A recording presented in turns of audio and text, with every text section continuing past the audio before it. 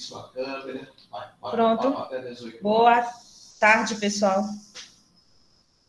Quem já está por aí? Vamos já habilitar a câmera. Só tem a Alessandra e a Ângela. Sejam bem-vindas, né? É isso? Cadê? No meu não está aparecendo. Ah, agora que eu vi. É o Arlisson. Tenha fé, tenha fé. Calma. Calma, calma, calma, calma, calma.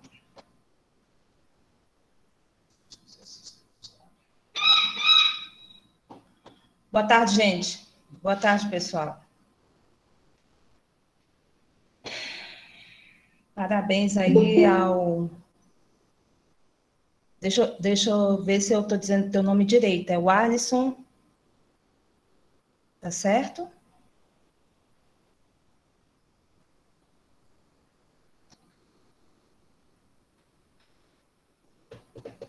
Michele, seja bem-vinda. Pessoal, antes da gente começar a nossa aula, eu queria dar um esclarecimento para vocês. Os nossos exercícios, eu falei na aula passada, os nossos exercícios vão servir de base para a nossa prova.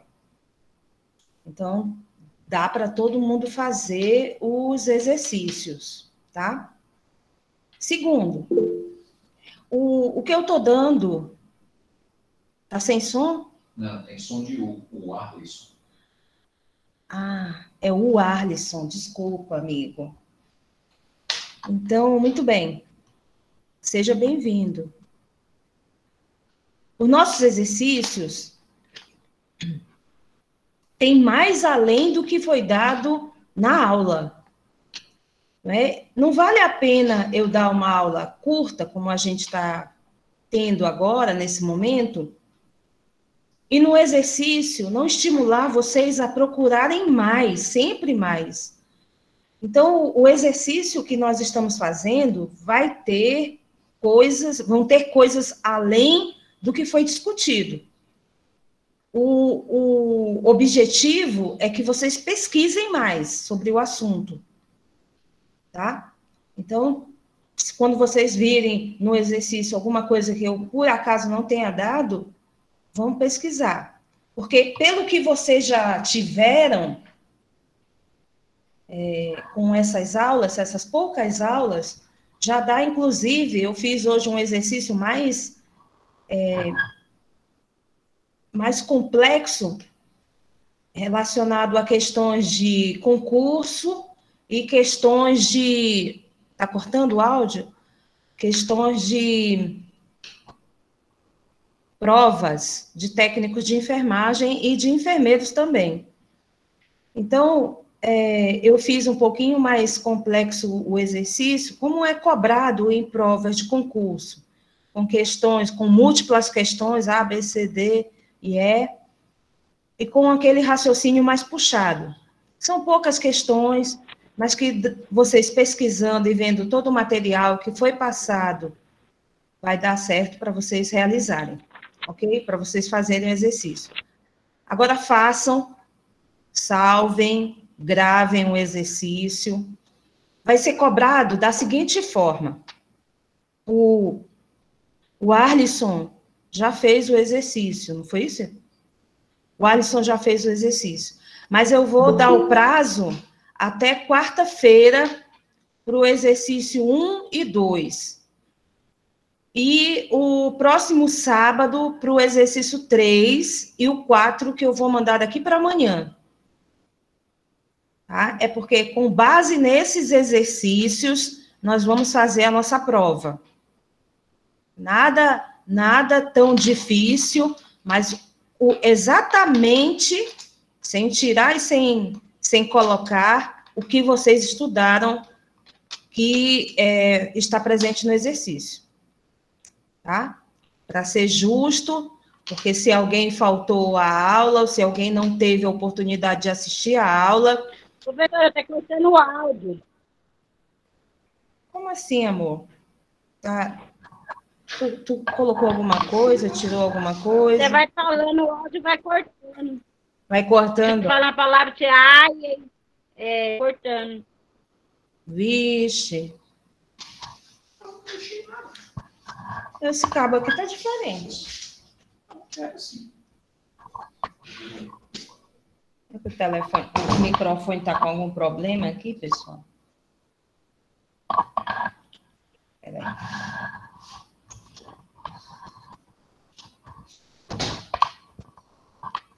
Pega aí teu celular para poder ver, né?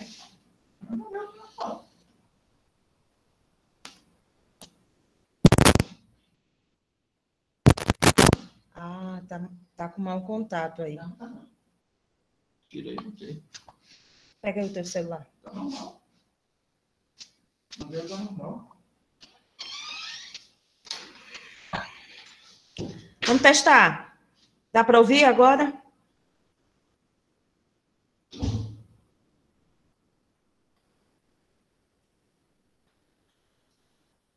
Deu, professora, deu para ouvir, tranquilo. Isso, tá pertinho. Ótimo. Então, vou só repetir. Os exercícios 1 e 2 é para entregar até quarta-feira. O exercício 3 e 4 até sábado. O 3 nós mandamos hoje. E o exercício 4, que vai ser da aula de hoje, eu vou mandar até amanhã, ok? Deu para entender, pessoal, aí? Dá para vocês me darem um retorno, nem que seja aí pelo chat, que o Irapuã está acompanhando vocês aqui. Se está tudo ok, deu para entender que, ok, exercício 3 e 4, né, sábado, e exercício 1 e 2, quarta-feira. Ótimo, ótimo, tá? A nossa aula de hoje é dando continuidade às questões de básicas da área da enfermagem, que vocês precisam ter esse conhecimento e precisamos discutir sobre esses assuntos. Então, hoje nós vamos falar, no programa tinha ergonomia, o que é esse conceito de ergonomia. Vamos falar sobre mudança de decúbito.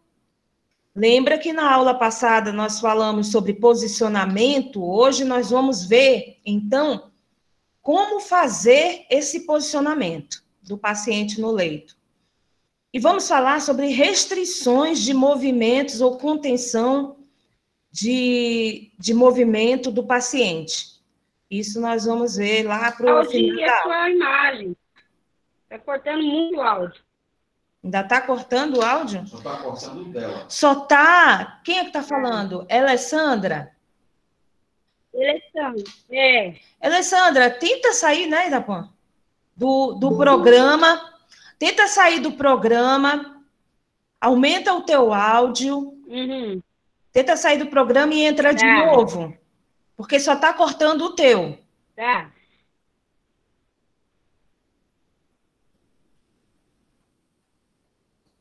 Perfeito. Então, vamos lá para a nossa quarta aula do curso técnico de enfermagem da FAEMS de Roraima. Sejam bem-vindos. Está aberta a discussão, a aula, o momento que vocês desejarem parar, fazer qualquer comentário, fazer qualquer pergunta, é aberto à discussão, tá?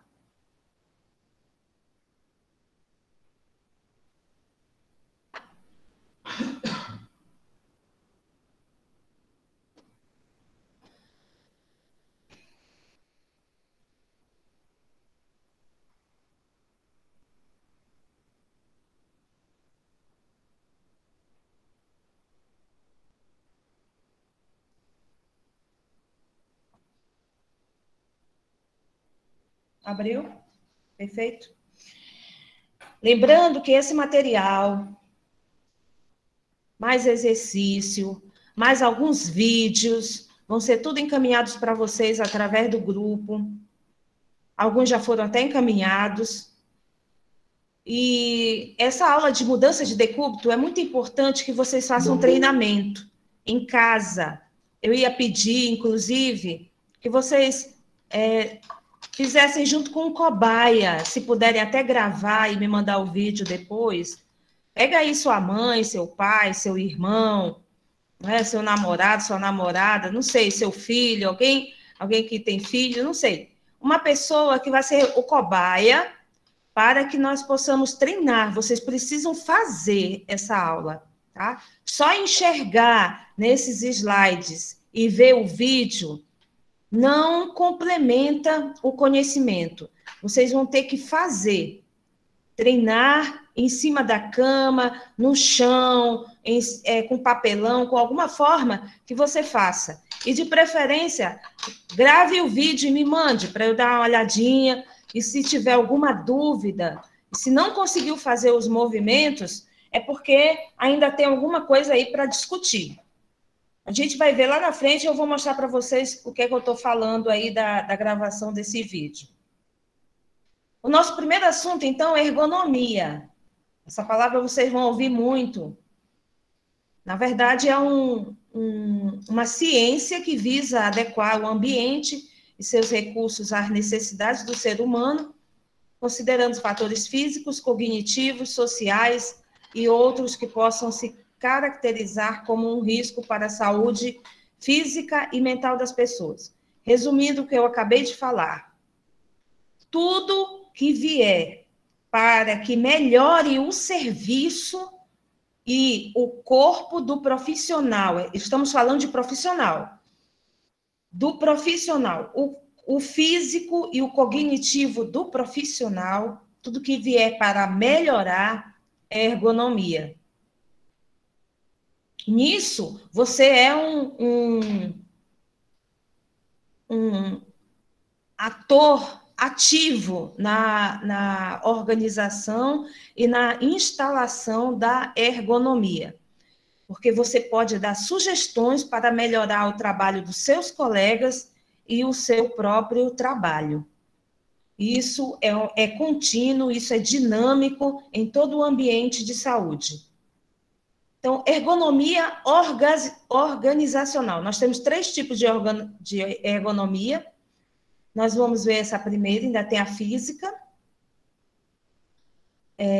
Ergonomia organizacional, então, trata da otimização dos sistemas sociotécnicos, ou seja, inclui pessoas como partes inerentes do sistema e suas estruturas organizacionais de processos e políticas.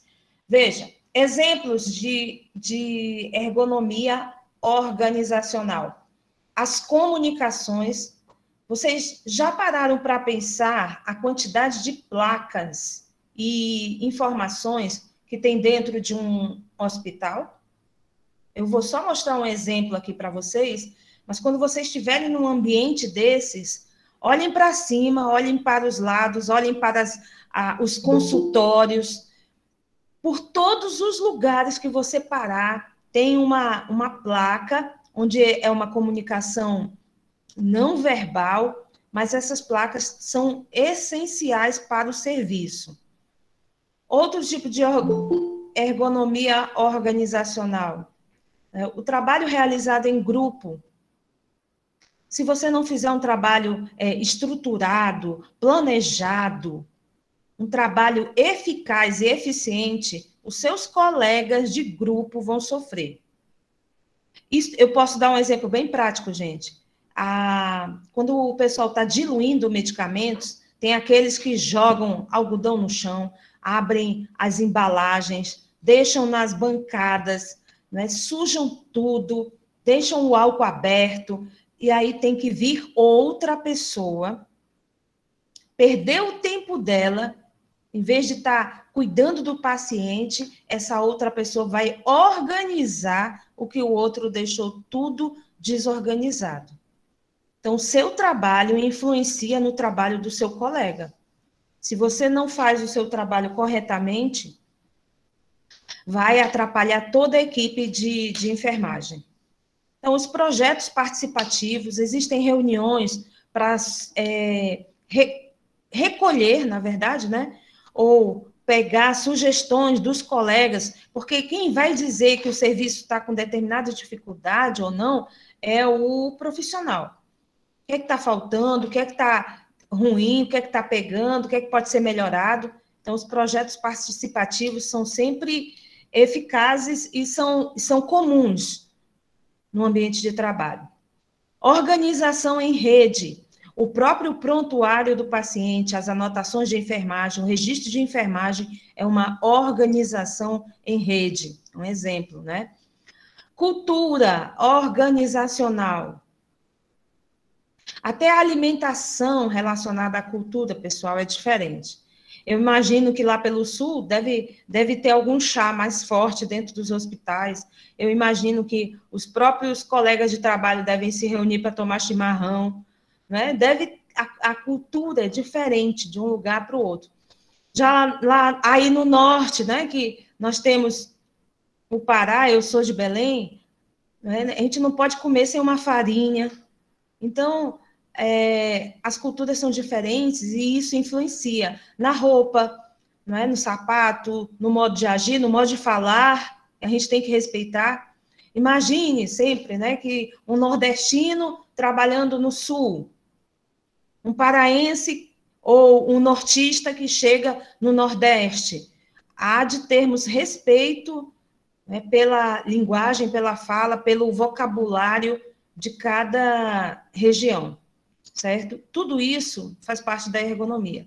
Gestão da qualidade e organização temporal do trabalho. Um bom exemplo da organização temporal do trabalho são as escalas. É feito um bocado de escala, tanto escala diária, escala mensal, escala de horário, escala por plantão de limpeza de materiais. Então, organizacional é tudo relacionado ao grupo e à estrutura para poder haver um trabalho correto. Eu coloquei aqui um exemplo de placa. Às vezes sai um pouquinho borrado, porque eu tento aumentar essas figuras para sair melhor no celular de vocês. Mas aqui está vendo um exemplo, né? Está dizendo que o setor de densitometria, mamografia, sala de repouso, punção e biópsia é para o lado direito. E talvez, eu acho que é escada esse de cima? É escada? Parece escada, né? Eu não sei te dizer, mas eu acho que é.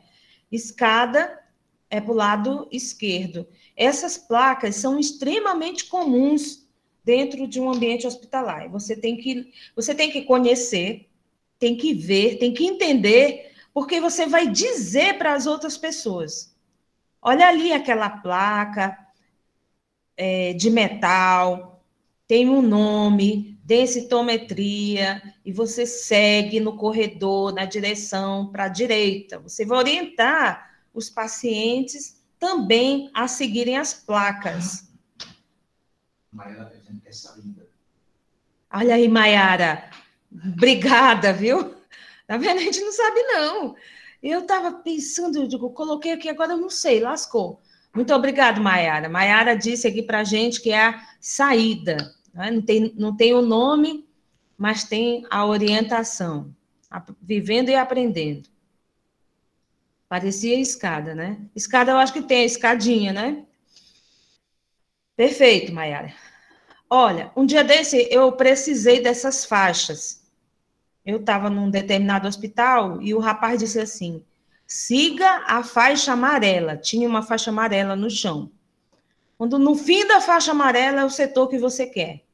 Então, do mesmo jeito aí, essas faixas, lógico que muda de lugar para lugar, mas elas levam a algum lugar, algum setor, algum ambiente que seja necessário essa informação aí das faixas. Eu coloquei essa, mas tem uma série de faixas aí no Google para vocês verem, tem pontilhado, tem de tipo de cachorrinho no setor infantil, é muito interessante esse tipo de sinalização.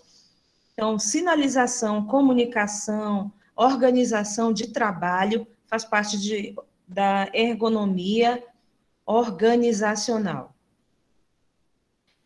Bom, eu trouxe o segundo conceito, ergonomia cognitiva.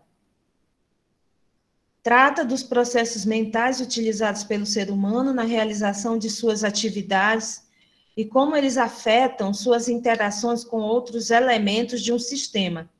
Entre esses processos, destacam-se raciocínio, resposta motora, percepção e memória.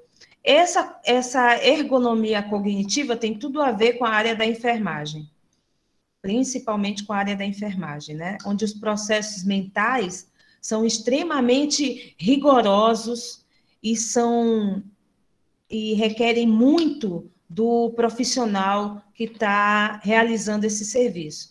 Então, a ergonomia cognitiva estuda a carga mental exigida pelo trabalho, inclusive, não sei se vocês já viram, mas está rodando na internet aí um monte de pesquisas sobre a Covid. O que é que influencia no trabalho do profissional que está transportando paciente com Covid, já com a doença, com o teste positivo para coronavírus. Então, esses estudos acontecem sempre relacionados à carga mental, principalmente na área da enfermagem. Processos de tomada de decisão. Às vezes você está na frente de uma situação e você tem que agir rápido. Um sangramento, um trauma, uma fratura, uma queda, exigem muito da capacidade de tomada de decisão do profissional. Ele não pode ficar parado, ele vai ter que fazer alguma coisa. O desempenho especializado. Quando eu li essa palavra, especializado em determinadas áreas. A enfermagem exige muito, ela é generalista. Quando você se forma, você tem que saber um pouquinho de cada coisa. Um pouquinho, por exemplo, de idoso, de criança, de gestante, de deficiência em geral, né? Não só deficiência física, mas deficiência mental, auditiva e por aí vai. É generalista. Ainda tem que saber de cirurgia, de UTI, de clínica médica e por aí vai. Bom, então, mas quando você vai trabalhar num determinado local, você, além de pegar rotina, você vai se especializar. Né? Um técnico de enfermagem que trabalha, por exemplo, 5 anos numa UTI, hoje, não é, né, em 2020, está todo mundo querendo esse técnico de enfermagem, que trabalha já pelo menos há 2 anos, 1 ano numa UTI, já é considerado um especialista nessa área.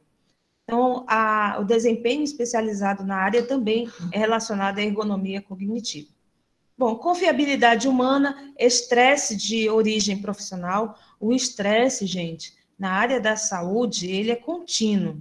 Não tem como a pessoa trabalhar numa área dessa e não manter, às vezes, os batimentos cardíacos elevados, não ter dor de cabeça, né? Não dormir pelos cantos, de tão cansado, um esgotamento físico, ele trabalha até a exaustão. Vai fazer uma ressuscitação cardiopulmonar, um paciente que teve uma parada cardiorrespiratória, você fica ali 15, 20, 30 minutos tentando salvar o paciente, suando, e você nem percebe que seu corpo nem tem as condições físicas de fazer aquilo ali, mas você está lá, tentando salvar a vida do paciente. Então, essa área da área da saúde, ela é uma área que pode levar o organismo da pessoa à exaustão. E por isso, a ergonomia cognitiva tem que ser muito bem estudada. Tem aí os estudiosos nessa área e vão atrás desses problemas para tentar resolver.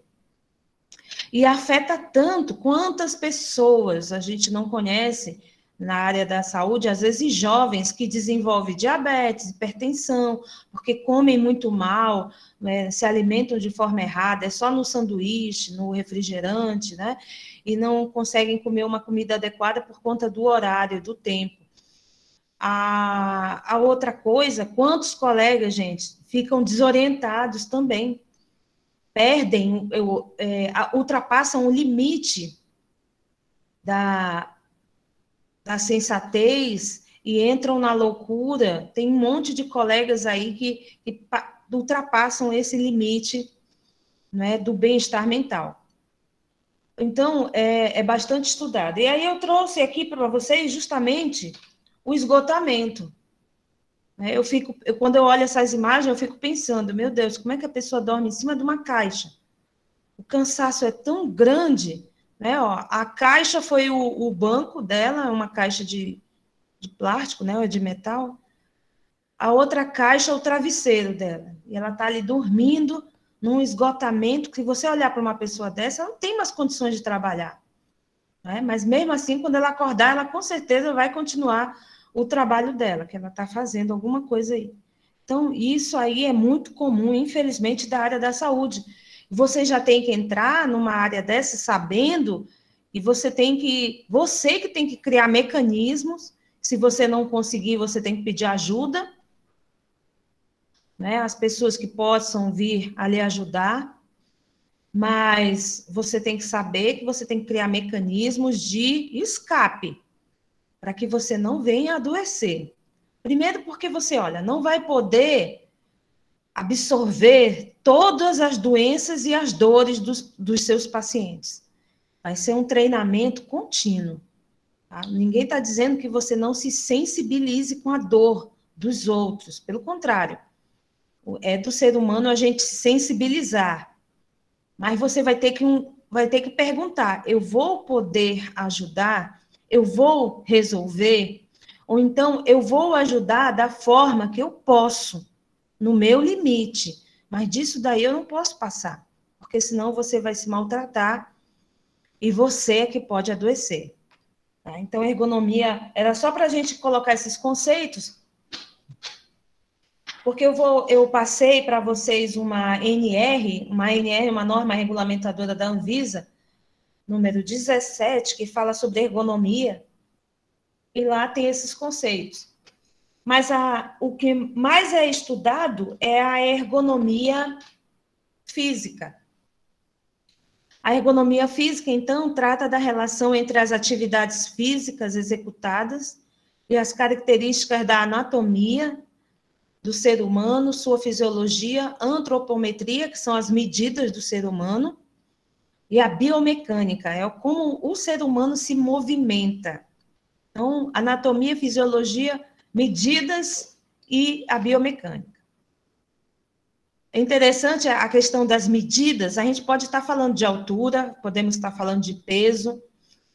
Não é porque a pessoa é mais baixa que ela não possa trabalhar e não possa desenvolver todas as atividades dentro da área da saúde.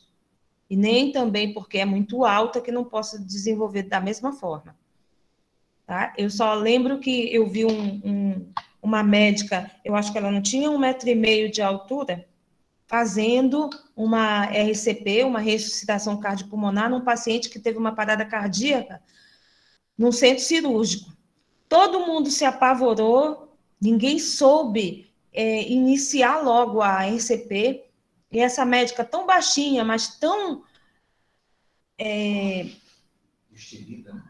destemida, tão concentrada, né, tão, sei lá, ela chegou, pegou um banquinho, subiu num banco e fez a RCP no paciente, o paciente voltou na sala de cirurgia, onde o médico da sala do centro cirúrgico não se movimentou, precisou ela vir de outra sala para poder fazer a RCP.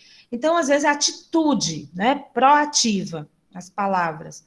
Não é porque ela era baixa, eu fiquei tão encantada, eu estava como aluna, só visualizando, e quando eu vi o paciente parou, eu não pude fazer nada, quase não sabia fazer nada, mas eu vi a movimentação e vi que muita gente, na hora do sufoco, em vez de partir para cima, se desespera. Desespero não é dessa área, gente. A gente tem que ter conhecimento para a gente poder fazer alguma coisa. Pode falar, amor. É RCP ou é ACP? R. Esse é um termo técnico. Uhum. R de ressuscitação. C de cardio. P, pulmonar.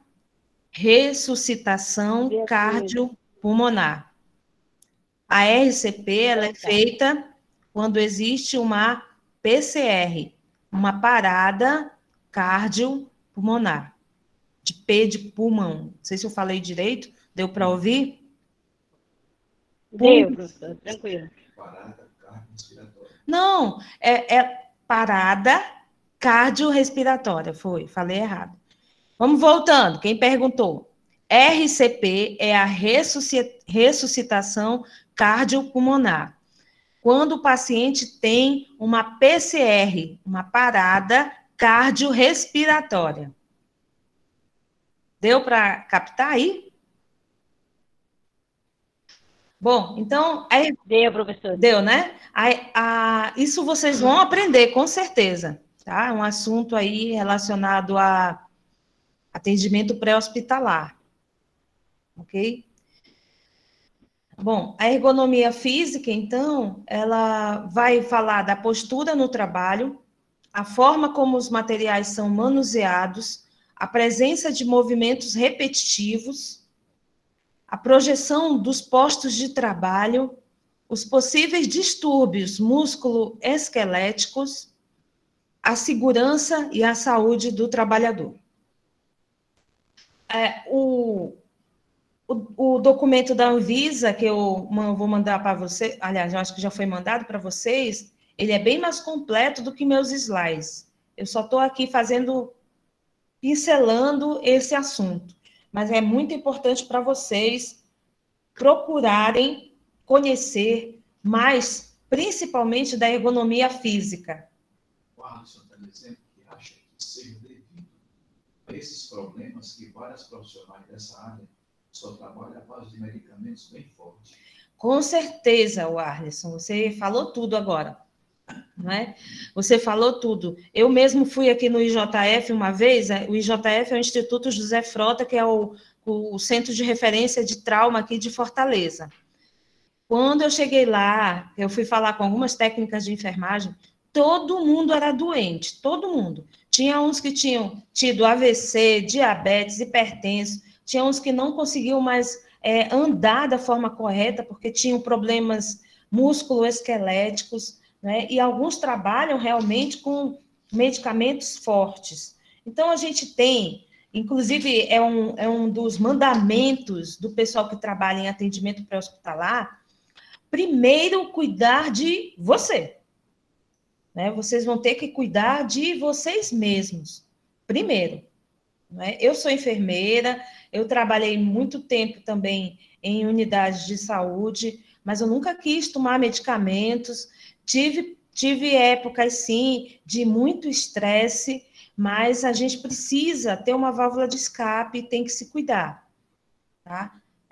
Quando você achar que tem que fazer exercício, vá. Quando você achar que tem que entrar numa academia, vá. Quando você achar que tem que fazer uma caminhada, melhorar a sua condição física, são vocês que têm que cuidar do corpo de vocês, né? É uma opção. Às vezes os colegas adoram uma Coca-Cola, aí você diz, não, mas eu trouxe meu suco, né? É uma opção você cuidar da sua saúde, é sua opção.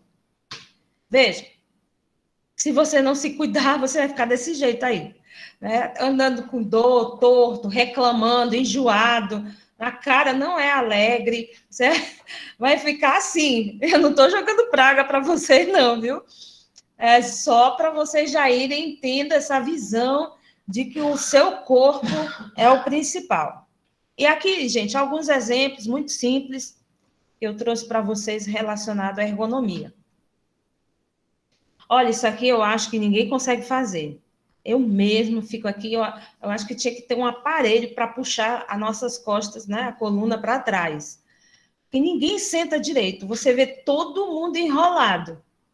Eu estou aqui enrolado, o meu amigo aqui está enrolado na cadeira também, todo mundo senta errado, né? Nós não conseguimos fazer esse alinhamento de coluna vertebral. Lembre-se disso, que o pescoço vai indo para frente, nós vamos ficando com cifose, quando a curvatura da coluna fica aqui assim, ó, Com o tempo, vai ficar desse jeito. Começa a andar assim, a cabeça mais para baixo, e se acostuma nessa posição. Tá? Tenha cuidado com isso. Outra coisa que com certeza vocês já devem ter escutado, ou devem ter visto essas figuras. Pegar objetos. Eu costumo dizer que a regra é simples. Quando o seu corpo, ou a sua coluna, seu abdômen estiver mais próximo do objeto que você vai segurar ou pegar, é melhor. Forçar a coluna nessa posição, as pernas estiradas, isso é perigoso. Você pode provocar uma hérnia de disco. Tá?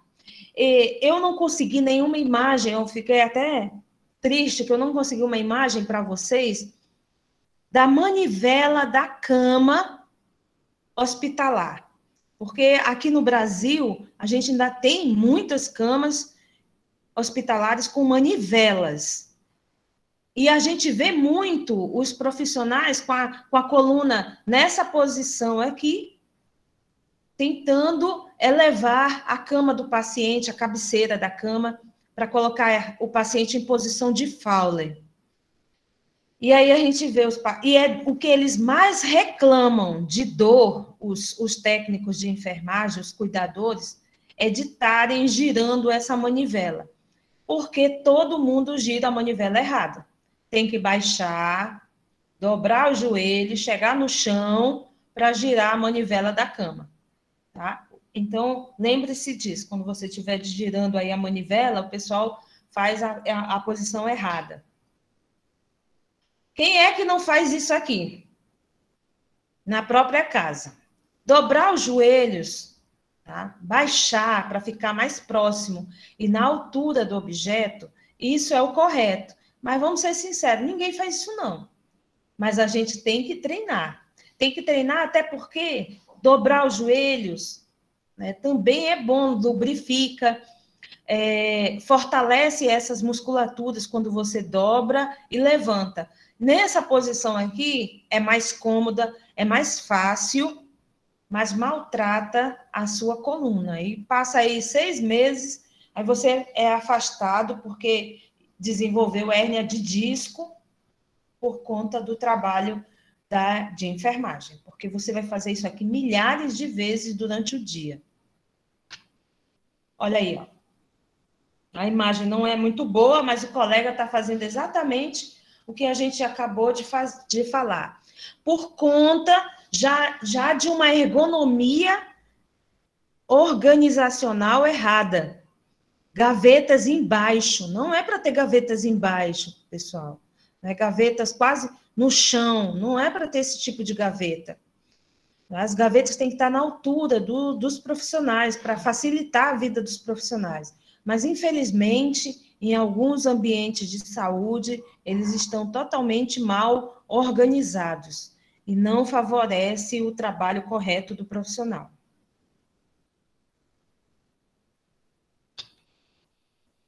Nessa outra imagem, eu disse para vocês, ó, porque é baixinho, não alcança o armário mais em cima, tem que se esticar, tá? Isso pode provocar aqui uma distensão numa musculatura,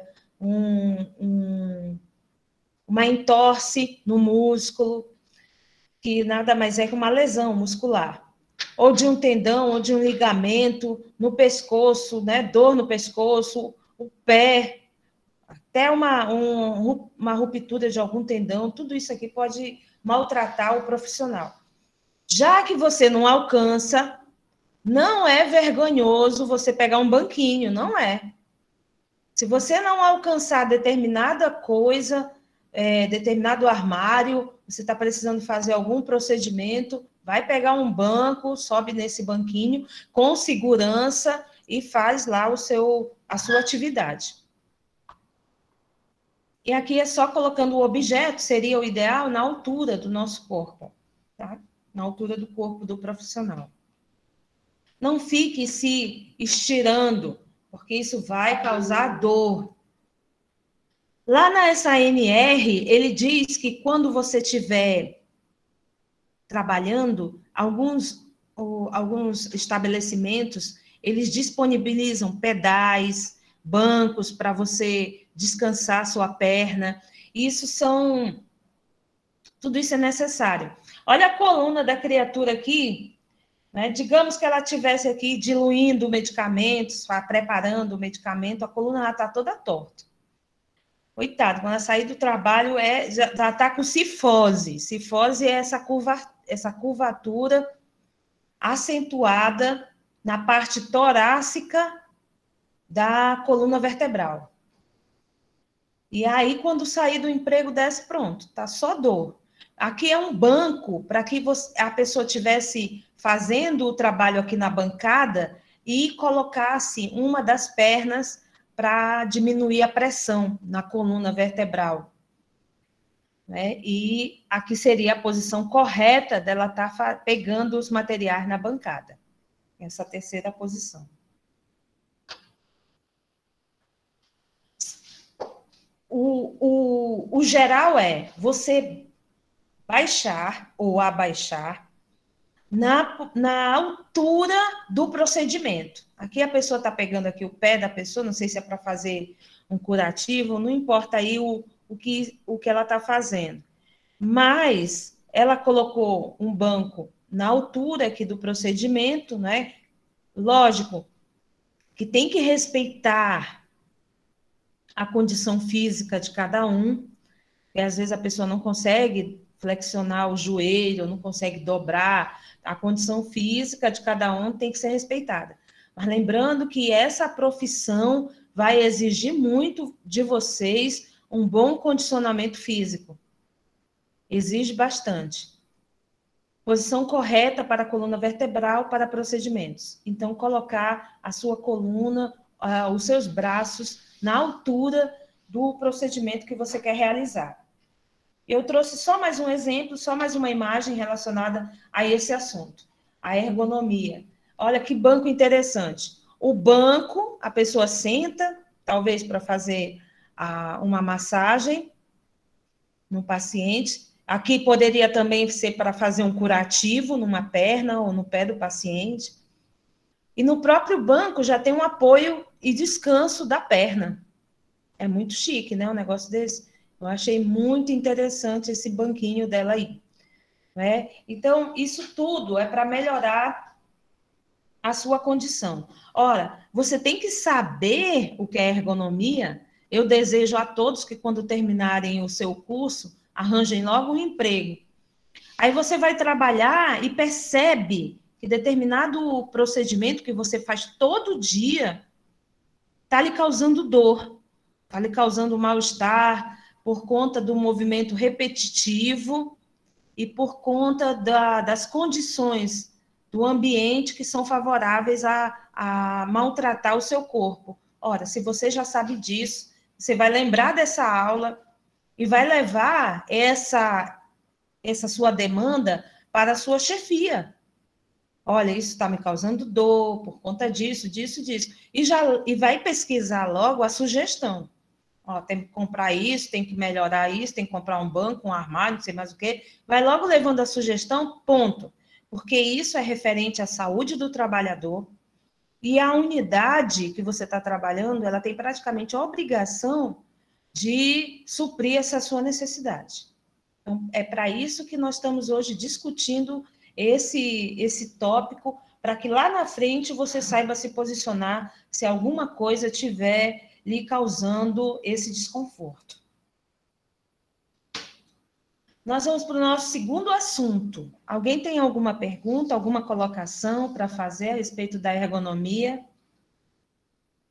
É muito mais. No nosso exercício, nós vamos falar sobre o que eu mandei para vocês da NR17 da Anvisa, tá? Eu só fiz aqui uma pincelada bem de leve sobre esse assunto, para você saber que existe e que você tem direito de se manifestar a respeito da ergonomia. Gente, muito bem. Nosso segundo assunto é mudança de decúbito. Ora, mudar o decúbito, todo mundo já sabe que decúbito é posição. mudar a posição do paciente. Vê, faz um esforço aí, abre no seu celular, vê se deu para ver o relógio.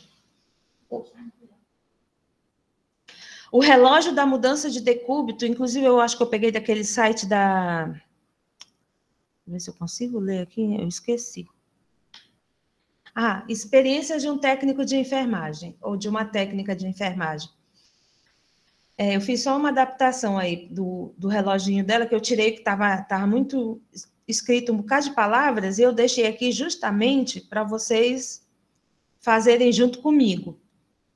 Visualizem que os horários estão de 2 em 2 horas, só números pares, 2, 4, 6, 8, 10 e 12. Nesse caso, esses números pares vão servir para o dia e para a noite e para a madrugada. Ou seja, vai servir para o dia todo. Vai ser 2 horas da tarde, que na verdade aqui são 14 horas, mas vai ser 2 horas da manhã também.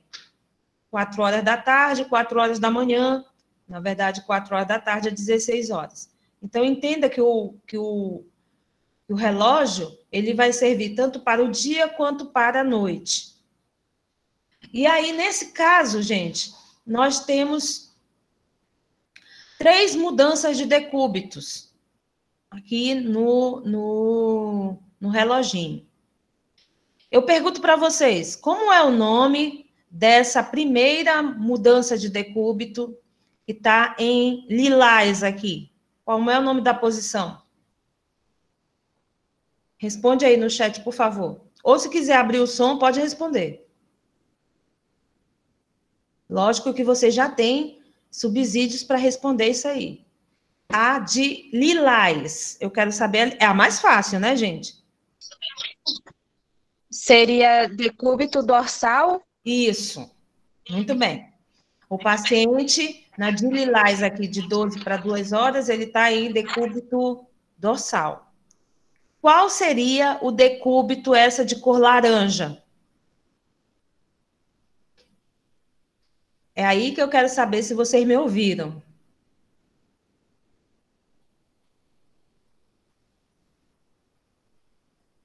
Eu acho que é decúbito semidorsal, certo? Não, ele está de lado.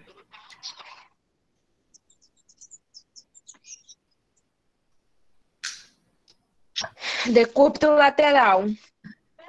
Decúbito lateral direito. Muito bem, gente. Ó, ele está de lado. O que eu queria mesmo era saber se vocês estavam percebendo qual é o lado do paciente, né? Decúbito lateral direito. Lateral direito. O lado direito do paciente, ele está em contato com o leito, ok?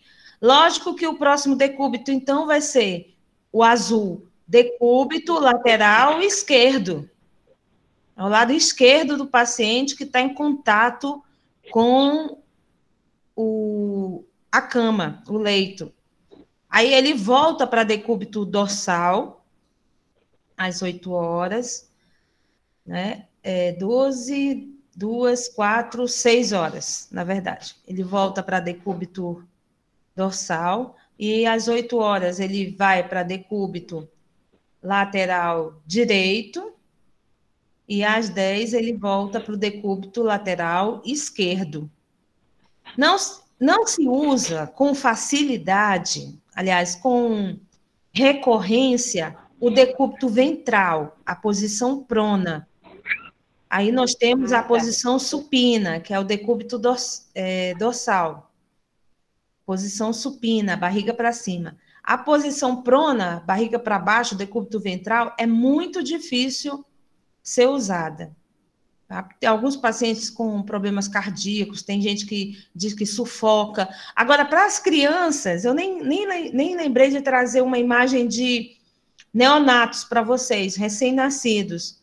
Recém-nascidos usa demais, coloca as perninhas dobradas, quase posição geno-peitoral.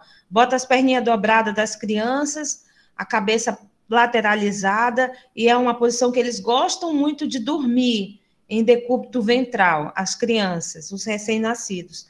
Mas os adultos, geralmente, não se usa o decúbito ventral. Mas se por acaso tivesse a indicação, tiver a liberação médica, inclusive, para um decúbito ventral, a gente pode também colocar aqui no relógio essa mudança, tá? Fiquem logo acostumados, porque a maioria dos hospitais tem esse reloginho aí, para o técnico de enfermagem ficar responsável pela mudança de decúbito de 2 em 2 horas, para evitar feridas ou lesões por pressão. Bom, como é que eu faço, então, para colocar o paciente de lado? Não é de qualquer jeito, não. A gente tem toda uma técnica para virar esse paciente. Veja aqui, esses slides eu tirei de 2 vídeos que tem esse rapaz e essa senhora, e depois vocês assistindo o vídeo completo, vai ficar bem claro, vai reforçar aí o que nós vamos fazer, o que nós vamos falar agora. Percebe o seguinte, o paciente, para a gente virar ele para determinado lado da cama, ele já tem que estar na borda mais afastada dessa cama. Ou seja, nesse caso, se eu vou virar essa paciente para o centro da cama, para o decúbito lateral direito, esse lado aqui direito da paciente na cama, eu já tenho que ter colocado ela aqui na borda esquerda dela. Porque senão, se eu pegar do meio da cama e virar o paciente para lá, é capaz de eu dar uma queda no paciente. Se ele já não estiver na borda. Ele não pode estar no centro e eu virar ele de decúbito. Não pode, gente. Tá? Então, perceba. O braço esticado, onde vai ser virado esse paciente para o decúbito lateral direito. O braço de baixo, que vai ficar para baixo. O braço de cima, que vai ficar por cima, ele pode se ficar flexionado, ou ele pode também ficar acima da cabeça. A perna tem que cruzar, não sei se dá para perceber, mas a perna dela está cruzada. A perna esquerda está por cima da perna direita. Isso vai facilitar a movimentação. O nosso corpo, a gente consegue mobilizar pelas principais alavancas. Por exemplo, se eu pegar no ombro do paciente, eu trago a cabeça, não tem jeito. Eu trago a cabeça e trago o tórax e o abdômen juntos. Então, o ombro, essa região aqui do ombro, principalmente pelas costas, é uma alavanca. Peguei aqui, eu puxo o paciente. A segunda alavanca é a região da pelve, junto com a coxa. Se eu tocar nessa região, eu consigo virar o paciente com facilidade. Tá? Então, percebe a segunda foto. Ele pegou nas alavancas. Não importa, por exemplo, a perna, o joelho, não importa a cabeça, né? Nem o tórax no abdômen, porque ele já pegou as 2 principais alavancas que trazem o corpo. Então, percebe? Esse movimento, viu, gente, é que eu gostaria que vocês treinassem com alguém da sua residência, tá? Passo a passo, para vocês precisam treinar isso, porque é uma obrigação vocês saberem fazer esse tipo de exercício. Muitas vezes, eu já vi colegas, inclusive enfermeiros, né? É vergonhoso isso, porque a gente fica pensando, poxa, é básico, é lá do fundamento, e o colega se forma e não sabe fazer isso aí. Então, já estou passando aqui para vocês, porque se precisar a gente reforçar, se precisar a gente gravar um vídeo, se precisar eu mostrar aqui em sala de aula, eu vou fazer de tudo que vocês saibam fazer esses movimentos básicos e que não venham a passar nenhum tipo de vergonha, nem constrangimento de não saber virar o paciente. Porque é essencial que você aprenda agora o que a gente está discutindo. Então, as duas alavancas principais, ombro e a região da pelve, né, do bumbum, ou logo próximo da perna, da cabeça do fêmur aqui. Você segurou nessas duas regiões, não importa o peso do paciente. Fique tranquilo ou tranquila. Pode ser o paciente mais obeso, você consegue virar com facilidade. Porque o paciente vai vir, vai obedecer o seu comando só pelo fato de você estar segurando corretamente o paciente. Tá? Pode ser qualquer pessoa. Oi. Estão perguntando aqui qual a outra técnica de virar o paciente. Nós temos, na verdade, o que vai mudar... Aliás, nós temos várias técnicas, mas o que vai mudar aí é se eu flexionar o joelho do paciente. Eu também posso flexionar o joelho e pegar na terceira alavanca, que é o joelho junto com a perna. Eu poderia usar um lençol para fazer isso. Se tivesse um lençol móvel, que a gente chama de travessa, eu poderia virar com o lençol, tá certo? Seria uma outra técnica, mas usando o mesmo princípio das alavancas. Eu vou segurar no lençol próximo do ombro e vou segurar no lençol próximo da pelve, certo? Seriam essas duas formas de virar o paciente. Eu posso, além de cruzar a perna, eu posso flexionar. Em vez de cruzar, flexionar a perna do paciente. Eu não sei, se alguém conhece outra, pode discutir aí com a gente, pode abrir.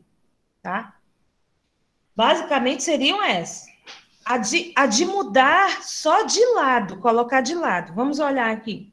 Ainda tem muitas outras coisas para a gente visualizar. Com essa forma, você consegue, tá, colocar a paciente de lado e aí você vai posicionar os travesseiros. Não faz mais parte dessa aula, porque foi da nossa aula passada, mas você vai posicionar agora os travesseiros e praticamente você já virou a paciente, já mudou o decúbito da paciente. Tirou de decúbito dorsal para decúbito lateral direito. Aí vem travesseiro perto dos braços, travesseiro na perna, travesseiro no pé, travesseiro na cabeça, travesseiro aqui para poder a paciente não retornar. Aí depende da posição que você quer colocar. Tá certo? Isso seria decúbito lateral. Eu também posso, então, levantar o paciente do leito. Outra coisa que vocês também vão fazer, e como tem muitos passos nesse novo procedimento, eu coloquei aqui para nós discutirmos. No vídeo aparece como a gente colocar essa paciente para a borda do leito. Se a gente dividir o leito em 3 partes, você tem a borda direita, a borda esquerda e o centro. Geralmente, os pacientes estão no centro, porque se eles estiverem na borda do leito, eles podem cair. Então, você vai ter que pegar essa paciente e colocar na borda, para poder sentar a paciente, é o segundo tempo, e o terceiro tempo, tirar a paciente do leito, levantar a paciente do leito. Como é que a gente faz isso? Nessa foto, infelizmente, está só a terceira etapa desse processo. A primeira etapa seria colocar os braços nessa mesma posição na cabeça e no ombro da paciente e puxar só essa parte de cima para a borda.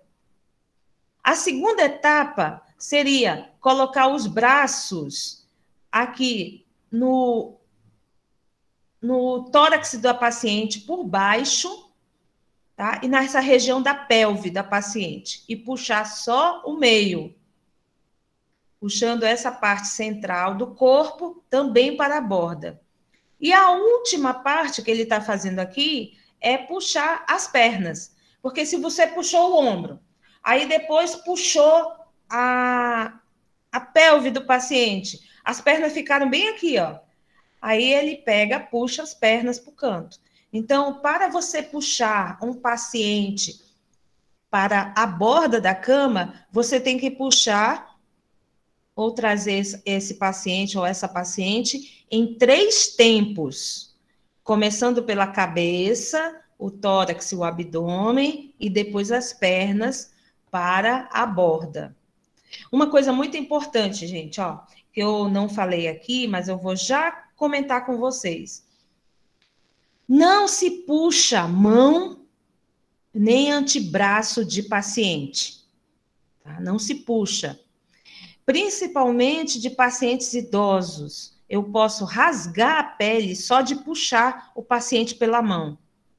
Tá? Não se faz isso. Esqueçam essa história de estar pegando o paciente pela mão e puxando. Em hipótese nenhuma a gente pode fazer isso. Primeiro passo, então, coloquei o paciente na borda do leito. Segundo passo, olha aqui essa janela, que ele colocou o braço do cuidador, na verdade, foi para a cabeça e o ombro do paciente, tá? Ele colocou também a mão por baixo da axila da paciente. Eu poderia colocar minhas 2 mãos, tanto faz, isso são variações. Eu poderia colocar uma mão no tórax, por trás, uma mão no ombro ou na cabeça e trazer essa paciente para se sentar. Lembrando que essas posições vocês vão ter que treinar. Vão ter que treinar para fazerem em casa com o cobaia de vocês aí em casa. Algum familiar seu, algum colega, para fazer essas posições aí na cama. E, se possível, filmem para mandar para a gente. Tá? Eu quero ver se vocês realmente aprenderam. Né? Não, eu espero, o meu desejo é que vocês não passem vergonha, nem constrangimento com nenhum paciente nessas técnicas de estarem mobilizando o paciente no leito. Tá? Então, vamos construir esse conhecimento aí juntos. Percebe que a coluna do cuidador, chamo de cuidador, quem é o técnico é cuidador também. Ele tem que estar com a coluna reta e as pernas sempre flexionadas, o abdômen contraído, para ajudar no movimento a ter mais força e também não maltratar a sua coluna. Segundo passo, sentar a paciente. Vamos voltar. Primeiro passo, colocar a paciente na borda do leito. Segundo passo, sentar o paciente na cama. O terceiro passo é interessante, é outra alavanca. Vamos usar as alavancas. Não sei se essa foto era menor e a gente deixou muito grande, mas dá para entender.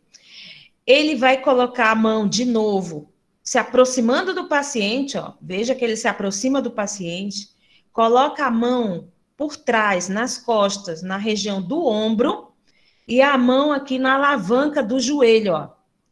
E vai girar a paciente na cama, certo? Pode fazer isso que dá certo. Você gira, consegue girar a paciente e coloca as pernas para fora de uma vez. E a paciente vai ficar nessa posição, então, ó. Girou a paciente, tirou as pernas da paciente juntamente com o ombro, faz um giro. Vocês vão perceber isso quando vocês assistirem um vídeo que eu mandei para vocês também. Agora, novamente, eu vou fazer outro giro com essa paciente. A cadeira, percebe que no vídeo diz o seguinte: coloque uma cadeira de rodas ou uma cadeira o mais próximo da cama possível. O mais próximo é encostado, como está aqui nessa poltrona. O mais próximo possível. Outro detalhe, a cadeira e a cama têm que estar paralelas, uma do lado da outra. O que a gente vai fazer agora é muito comum, é fazer outro giro, tá? Uma linha, traça uma linha aqui da paciente que está sentada até a poltrona. É essa linha, esse giro que o técnico ou o cuidador vão fazer. Como? Abraça o paciente. Nada de pegar no braço, no antebraço ou nas mãos. Abraça o paciente e, nesse caso, lá no vídeo diz o seguinte, se puder, segura nas calças do paciente atrás. Segura nas calças do paciente para não soltar, não escorregar e ficar mais fácil ainda o procedimento. E depois é só dobrar os joelhos e levar o paciente até a poltrona. Percebe aqui na próxima foto.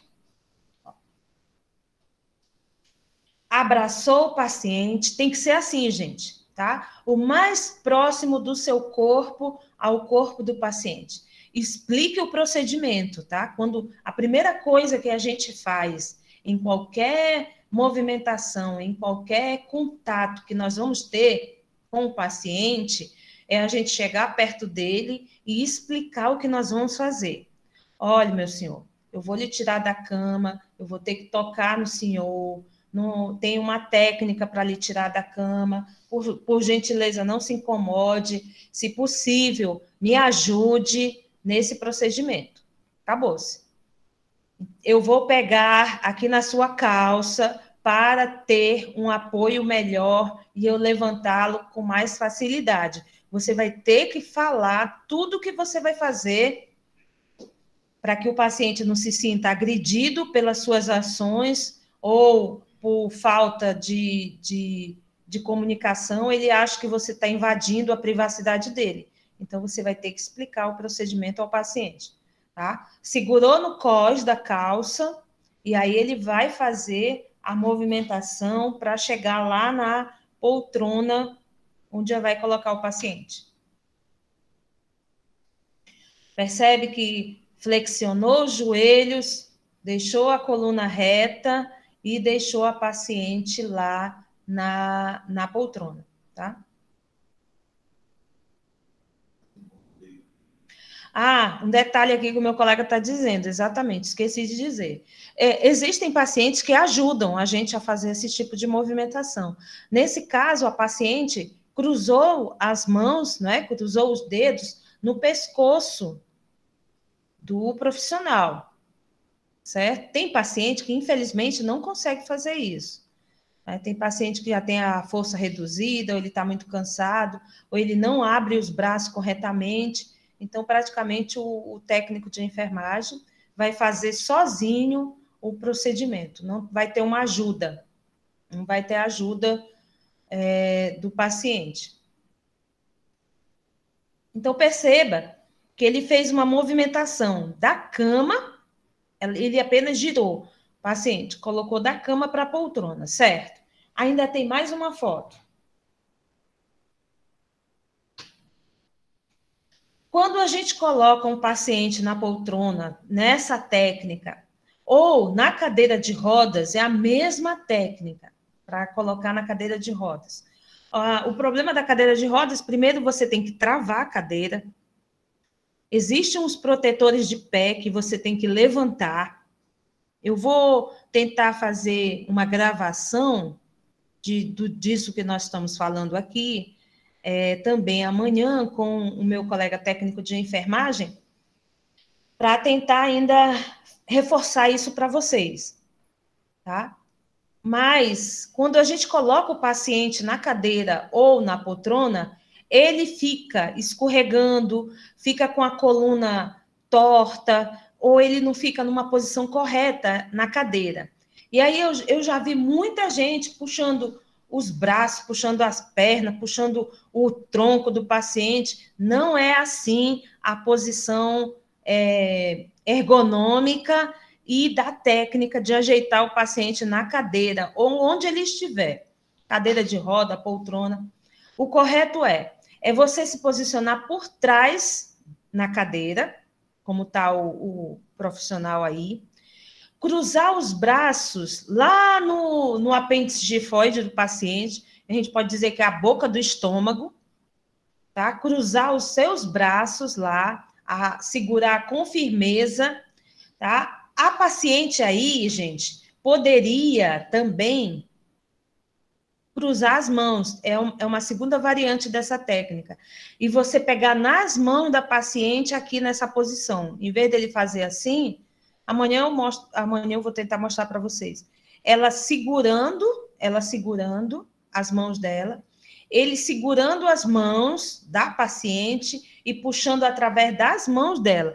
Porque diminuiria, né, esse desconforto dele estar segurando direto no corpo da paciente. Tá? E aí você faz um movimento suspendendo, como está a seta aqui, ó, suspendendo o paciente, e aí ele vai ficar na posição correta na cadeira. Não puxou. Quando você faz isso, você está fazendo também uma outra alavanca. Está puxando o corpo como um todo, está puxando o abdômen, tórax, a pelve do paciente e as pernas, colocando ela com o dorso mais recostado na cadeira. Geralmente, quando a gente coloca o paciente na cadeira ou na poltrona, a gente tem que fazer essa movimentação. Tá bom?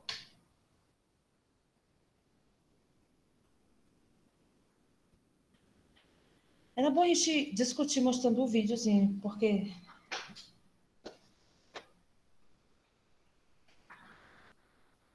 Bom, alguma dúvida? Eu acho que tem todas as dúvidas, né?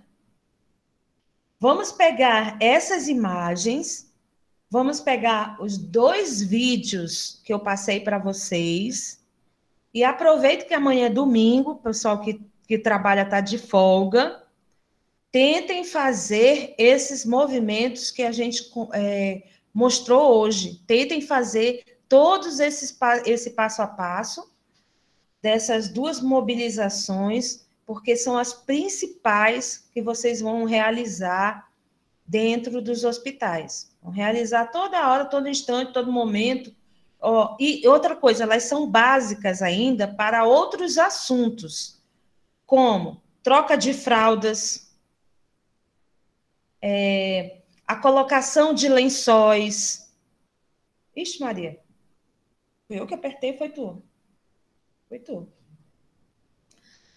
Colocação de lençóis, troca de fraldas, colocação de aparadeira ou comadre, tá?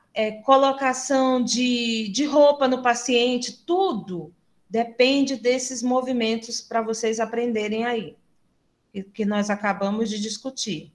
Então, tentem fazer amanhã, é domingo, tentem fazer essa mobilização, se possível, gravem um vídeo para que a gente possa ainda discutir aí se alguma dúvida, alguma dificuldade. Pronto, vamos agora. Eu fiz tantos slides que eu não sabia mais nem o que eu tinha colocado. Vamos agora colocar, ver, então, a retirada, não é, dos lençóis do paciente. Retirando os lençóis do paciente. Depende exatamente dessa mobilização. Não é? Percebe que um assunto vai puxando o outro aí da nossa prática. Não é? Eu não poderia mostrar isso aqui, ensinar não, gente. Mostrar isso para vocês se a gente não tivesse falado de posicionamento no leito. Não é? Agora a gente fala de mobilização, não é? Que são as mudanças, mobilização no leito, e aí nós vamos falar ainda agora dessa retirada dos lençóis, porque existe um princípio básico. O lado que você está fazendo o procedimento, você não pode estar se movendo para um lado e para o outro, não. Você não pode se posicionar, por exemplo, do lado esquerdo do paciente, como ele está aí, e fazer todo o procedimento e vai para o lado direito, volta, vai para o lado esquerdo, volta. Não. A lei é do menor esforço para o profissional. Então, você se posiciona num lado e tenta fazer todo o procedimento desse mesmo lado. Se você precisar realmente, não der para fazer alguma atividade, aí você vai para o outro lado. Então, veja bem, agora a gente vai juntando já o que a gente discutiu de mudança de decúbito, porque você vai precisar. Primeira coisa, ele está com uma manta, né, um lençol mais grosso aqui, então ele começa a tirar os lençóis do paciente, os de cima. Ele pega e remove também os lençóis de baixo, se é lençol tipo luva, esse que tem... Como é que chama, gente? Fugiu aqui. O elástico. Se é o lençol tipo luva, que tem elástico, você solta o elástico que está prendendo aí no colchão do paciente para poder remover o lençol. Tirou o cobertor, ainda bem que está escrito aqui, porque eu voei aqui na palavra. Tirou o cobertor e ele tira o lençol, ele soltou os lençóis de baixo. E aí já não tem mais explicação, porque a explicação já foi dada. Vira a pessoa de lado, tá? Vira a pessoa de lado.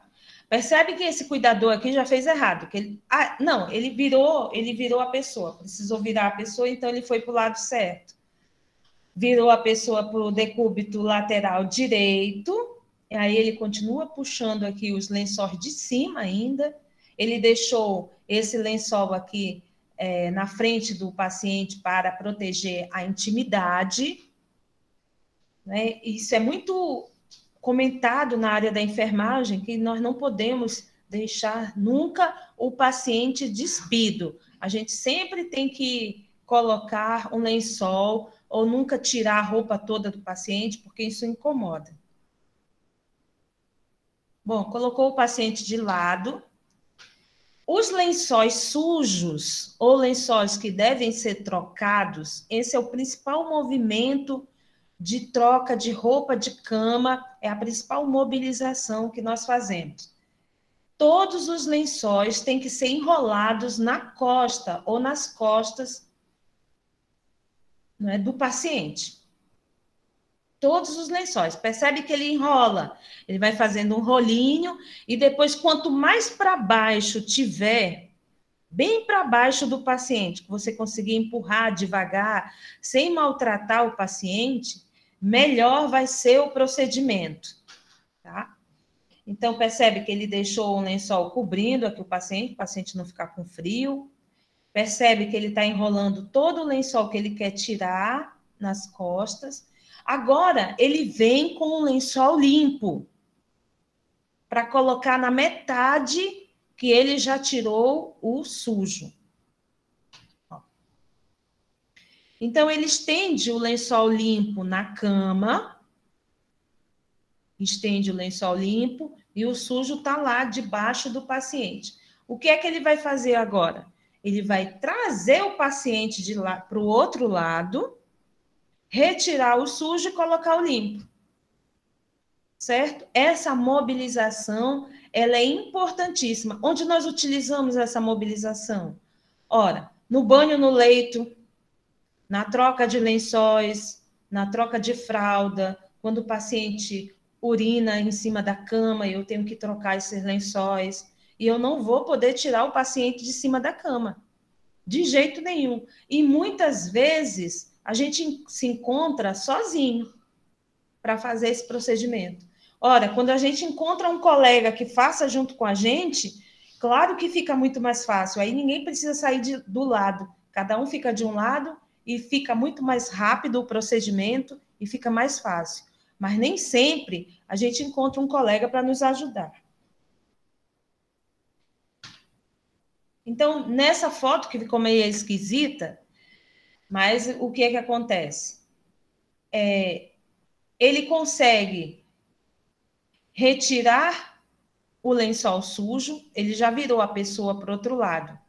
Ele conseguiu retirar o lençol sujo e esse daqui já é o limpo, que ele está puxando o lençol para colocar na cama. Ele virou o contrário, a foto não saiu muito legal, mas é justamente isso. Ele virou o paciente para o outro lado, tirou o lençol sujo e conseguiu colocar o limpo através dessa movimentação.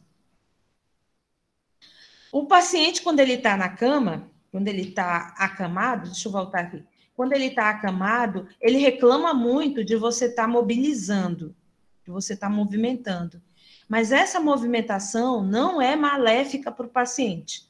Só em alguns casos de pacientes muito graves, né, de fraturas muito sérias, de coluna, de tórax, da coluna cervical, ou então de pacientes que estão com graves problemas respiratórios, e quando você mexe, a saturação cai, paciente que está traqueostomizado, paciente que está entubado, esses pacientes, quanto menos movimentar, melhor. Mas a maioria dos pacientes, essa mudança de decúbito favorece um estímulo para a circulação. Inclusive, para esses pacientes graves, para a pele, isso não faz mal. Pelo contrário, há uma liberação da pressão causada por esse decúbito, né? Por essa parte do corpo pressionando na cama. Então, quando você faz essa mobilização, você estimula a circulação, diminui a pressão e diminui, inclusive, a possibilidade de apresentar feridas nesse paciente. Agora, o paciente reclama demais. Já vem me mexer de novo, né? O paciente não vai achar nada legal, você está mexendo ele para um lado, mexendo ele para o outro lado. Às vezes a gente ainda faz esse movimento mais 2 vezes. Vamos de novo, vamos mexer para ele, para a pele dele. Isso é benéfico, tá? Lembrem-se disso. Até mesmo aquele paciente que está muito tempo na mesma posição, quando a gente vira ele sente dor, porque ele já está cheio de dor de estar numa posição só. Então, ele vai sentir dor, vai se incomodar, mas lembre-se sempre que isso não é mal para o paciente. Só em alguns casos é que realmente existe uma restrição maior desses movimentos. Uma orientação de que a gente não faça tanto mudança de decúbito, principalmente nos pacientes da UTI, por conta da condição de doença desse paciente, a condição física desse paciente, tá? Então, o que nós discutimos nesses slides, pessoal, são coisas básicas, mas que a partir de agora vão fazer parte do dia a dia de vocês e que vocês precisam treinar essa mobilização, tá? O nosso último assunto de hoje é a restrição de movimentos. Eu também mandei para vocês um documento do COFEM, uma resolução, se eu não me engano, é 427/2012, do COFEM, do Conselho Federal de Enfermagem. E lá no COFEM, ele tem um nomezinho para restrição de movimentos. É contenção... Vai, Apó, me ajuda? Acho que é contenção dos movimentos do paciente. Se eu disser errado, aí na frente, nos slides, a gente vai já ver. Ele tem um nomezinho diferente. E eu deixei justamente para a gente entender que é o mesmo assunto com 2 nomes. Restrição de movimentos ou contenção, é a mesma coisa. Tá aqui, contenção mecânica do paciente, tá? Esse é o primeiro artigo dessa resolução 427/2012 do COFEM, do Conselho Federal de Enfermagem. Diz o seguinte: a grosso modo, gente, contenção e restrição, numa forma até grosseira, é amarrar o paciente no leito. É amarrar mesmo. Nós vamos ver aí em slides as fotos dos pacientes presos no leito. Mas por algum motivo, e lógico que tem que ser um motivo de custo e benefício, nós precisamos fazer isso. Então, no artigo 1º dessa resolução, diz o seguinte: os profissionais, excetuando-se as situações de urgência e emergência, somente poderão empregar a contenção mecânica do paciente sob supervisão direta do enfermeiro e, preferencialmente, em conformidade com os protocolos da instituição. Deixa eu mostrar uma foto, porque, de repente, vocês não estão entendendo o que é. Ó, aqui eu amarrei o paciente pelo ombro. Ele está amarrado. Percebe aqui o lençol azul? Está preso no leito, por baixo, na cama. Aqui é um tipo de contenção para prender o paciente pelo braço, né? Ele vai ficar amarrado.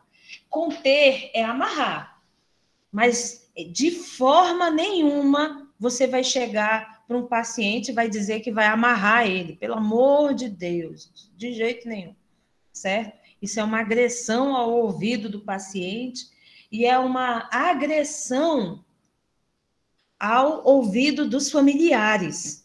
Olha, nós tivemos de amarrar o seu pai. Pelo amor de Deus, não é assim não, tá certo? Realmente você vai ter que usar a palavra contenção. Nós tivemos de conter o seu pai, certo? No leito, por isso, por isso, por isso. É benefício, é relacionado custo-benefício. Vamos já discutir algumas situações. Essa contenção, ela pode ser feita pelo técnico de enfermagem ou pelo enfermeiro, mas tem que ter a tutela, no caso do enfermeiro. O enfermeiro tem que saber que você está contendo o paciente, qual o motivo que você está contendo o paciente, e tem que avisar a família também. Achei que a resolução foi infeliz, no caso que não,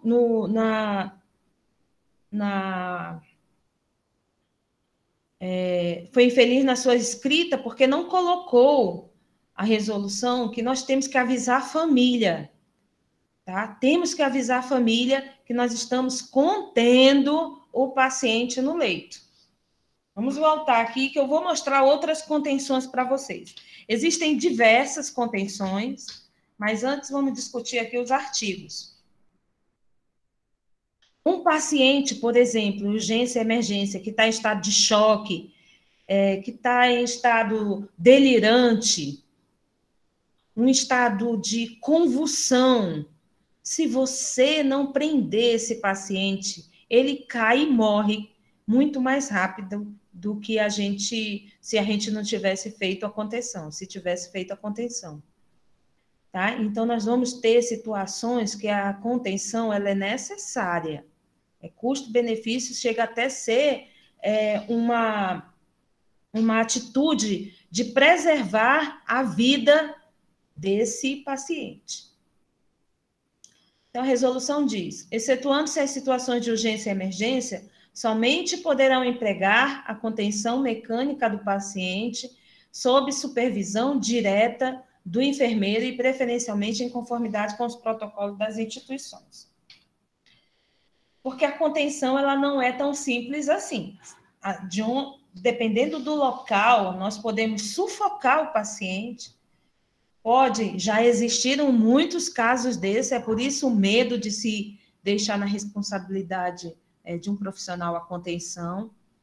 Podemos trazer um dano irreversível até a morte do paciente. Artigo 2º. A contenção será empregada quando for o único meio disponível para prevenir dano imediato ou iminente ao paciente e aos demais. Um paciente agressivo, que está batendo nos profissionais, por exemplo, né, que está agredindo as pessoas ao redor. Então, esse caso, pode ser feita uma contenção desse paciente, para que esse paciente se acalme ou se seja implementado alguma terapia medicamentosa nesse paciente, até ele se acalmar. Acontecem demais para quem vai trabalhar com pacientes mentais. Contenção é uma rotina, né? Para quem vai trabalhar em centro de tratamento mental ou hospitais mentais, tem que ter noção de contenção. Como fazer uma contenção e como restringir os movimentos desse paciente no leito. Parágrafo único. Em nenhum caso, a contenção será prolongada além do período necessário. Né? Colocar a contenção no paciente depois que ele já se acalmou, depois que ele já conversou, depois que ele está melhor da situação que fez ele entrar em contenção e deixar a contenção no paciente, isso pode ser considerado crime. Artigo 3º. É vedado aos profissionais o emprego de contenção com o propósito de disciplina, punição e coerção, ou por conveniência da instituição ou da equipe de saúde. Um exemplo clássico, né, que eu vou dar agora. As crianças. Estou perguntando aqui se todo procedimento feito tem que ser avisado à família. Todo procedimento realizado... Feito tem que ser avisado à família. Não, assim, dentro da nossa área, nem todo procedimento que você vai fazer, você tem que avisar a família. Por exemplo, administração de medicamentos, não é obrigado, não tem obrigatoriedade de você avisar a família. Banho no leito, você não vai avisar a família que está dando banho no paciente. Tem coisas que faz parte do dia a dia, é um procedimento necessário, rotineiro, tá? E você não precisa avisar a família. Mas tem coisas, pessoal, que você, turma, que vocês têm que usar o bom senso. O bom senso. Ó, você chegou, olha, coloque na situação dessa família. Você internou o seu pai. Por algum motivo, às vezes até pela doença, ele se tornou agressivo, ele se tornou desorientado. Ficou desorientado. Quis bater nos profissionais. Tá? E aí, quando chegou no outro dia você para visitar o seu pai, ele estava todo amarrado no leito. Algumas pessoas entram em choque quando veem o seu familiar nessa situação. Então, a contenção, ela é uma situação agressiva. É uma situação agressiva, tanto para o paciente, mas, em compensação, é uma situação necessária para manter a própria vida do paciente das pessoas que estão ao redor, os profissionais que estão ao redor, até mesmo familiar. Então, não é todo procedimento de enfermagem que você vai fazer que você precisa avisar a família, mas tem alguns que a família tem que tomar a ciência, conhecimento. Por exemplo, o paciente vai ser feita uma cirurgia. Né? Ele nem pode fazer o paciente fazer uma cirurgia se não tiver autorização de um familiar. O paciente vai fazer um exame onde ele tem que ser sedado. A sedação, ela pode ser perigosa, pode levar o paciente a uma parada cardíaca. Então, nesse caso, é sua obrigação, claro, a enfermagem, avisar o familiar. O paciente vai ser transferido. Né? Como é que transfere um paciente sem autorização dos familiares? Então, tem algumas situações, eu não posso relatar todas, mas as mais importantes aqui, a gente acabou de falar, algumas situações onde você vai ter que avisar a família. Faltou fralda, faltou medicamento para o paciente, avisa a família. Faltou algum material, se a família não pode providenciar esse material, certo? Algumas situações, as pessoas têm que realmente serem avisadas. Então, é lógico que antes de mostrar outras a gente faz, e esse aviso que eu estou dizendo para vocês da contenção, né, particularmente relacionado à contenção, esse aviso muitas vezes é depois que a gente já fez, não é antes, não. Por que eu estou dizendo isso? Olha, quantos casos, eu vou dar um outro exemplo aqui que acontece demais. Quantos casos de idosos que saem da cirurgia, do procedimento cirúrgico, quando sai da cirurgia, principalmente idoso, pode registrar aí no seu caderno, o idoso, após tomar anestesia, ser anestesiado, quando ele sai da cirurgia, ele geralmente sai desorientado. Ele não sabe onde é que ele está, ele não sabe o dia, a hora, o que é que ele está fazendo ali, o que foi feito com ele. Isso é desorientação no tempo e no espaço. Então, ele sai da cirurgia nessa situação. E ele pensa que não foi feito nada com ele.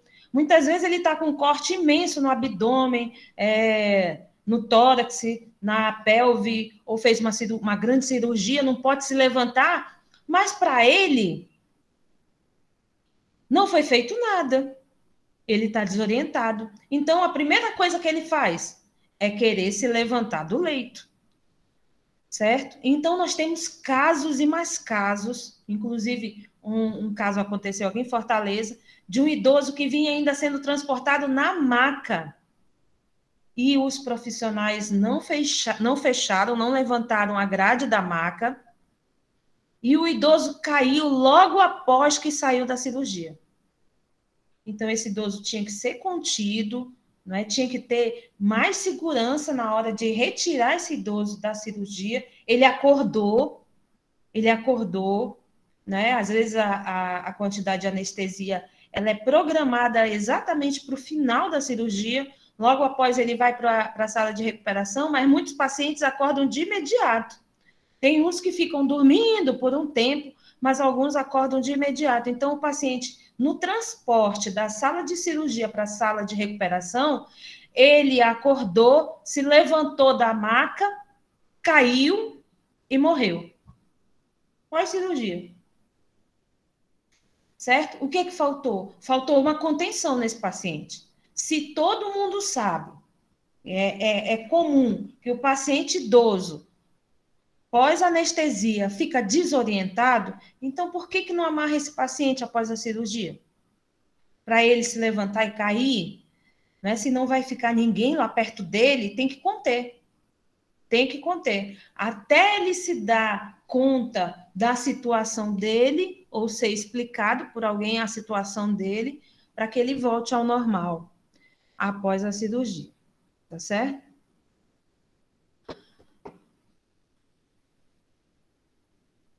Bom, terceiro artigo. Artigo 3º, aliás. É vedado aos profissionais o emprego de contenção. A gente já falou. Eu só queria dar mais um exemplo disso. Criança. Você está numa unidade pediatra. Aí tem aquele que está todo cheio de punção venosa, com soro, mas mesmo assim ele se levanta, ele vai para um leito, ele vai para o outro, ele brinca, ele se joga no chão, certo? É aquela criança bem levada. E aí o profissional diz assim, eu vou amarrar esse menino, vou amarrar, porque senão, né, não dá certo a gente trabalhar com esse menino para lá e para cá. Nesse caso, você está usando a contenção como disciplina e punição, tá? Nesse caso, você não pode estar amarrando a criança só porque ela é levada, a não ser que ela esteja mexendo com outras crianças e trazendo a possibilidade de algum dano para as outras crianças e para ela mesma. Mas se ela estiver só na brincadeira para um lado e para o outro, você não vai poder prender essa criança porque ela é hiperativa, não.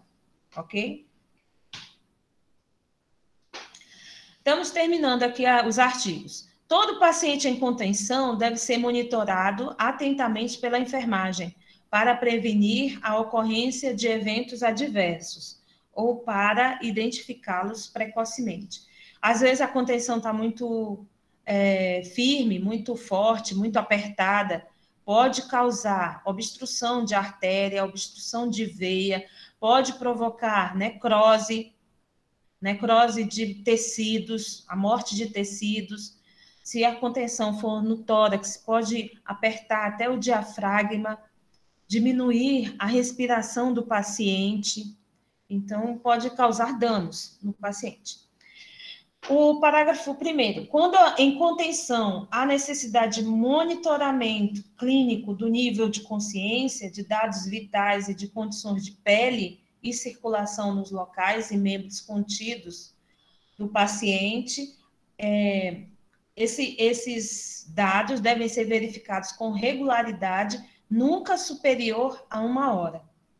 Então, às vezes eu contive o paciente, mas o paciente está com a circulação prejudicada. E aí eu tenho que olhar lá se a pele não está sofrendo nenhum arroxeamento, que a gente chama de cianose. se não está ficando roxo. Então, esse meu cuidado tem que ser de hora em hora, eu tenho que ir lá dar uma olhada no paciente. Segundo parágrafo, maior rigor no monitoramento deve ser observado em pacientes sob sedação, sonolentos ou com algum problema clínico, e em idosos, crianças e adolescentes. Foi o que a gente acabou de discutir agora há pouco.